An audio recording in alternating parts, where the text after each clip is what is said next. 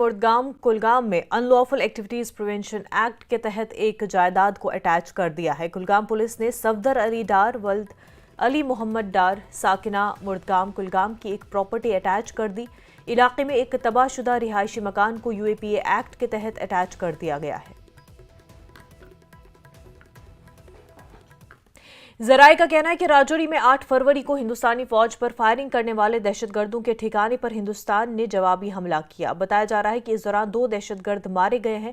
دہشت گردوں کے ساتھ پاک فوج کا ایک جوان بھی مارا گیا ہے۔ پاک فوج کے جوان کے قتل کے 3 دن بعد ایک ویڈیو سامنے آیا۔ اس میں پاک فوج کے افسران کو مارے گئے فوجی کی نماز جنازہ میں دیکھا جا سکتا ہے۔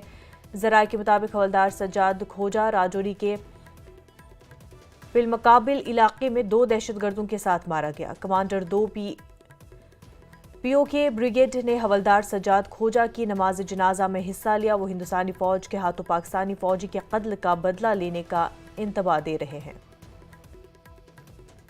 دعا گو ہیں کہ اللہ تعالیٰ شہید کے درجات بلند فرمائے، ان کی جو فیملی ہے، بچے ہیں، اللہ تعالیٰ ان کو صبر دے۔ اس موقع پہ بہت صبر کی ضرورت ہے، اللہ تعالیٰ ان کو بہت صبر دے۔ پہلے یہ صرف حوالدار سجاد کے بچے تھے، ابھی یہ پاکستان آرمی کے